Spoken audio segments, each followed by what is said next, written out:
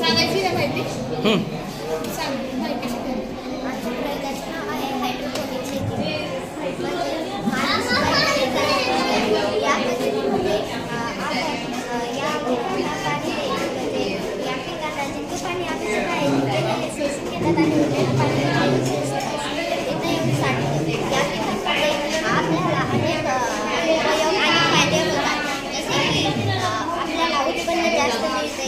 म्हणजे पारंपरिक शेतीच्या तुलनेत आपल्याला 10 पट जास्त उत्पन्न मिळते आणि यामध्ये पिकांची जलद गतीने वाढ होते. पिकांची जलद गतीने वाढ होते म्हणजे आपण यांची कापणी करून अनेक पिके वाढवू शकतो.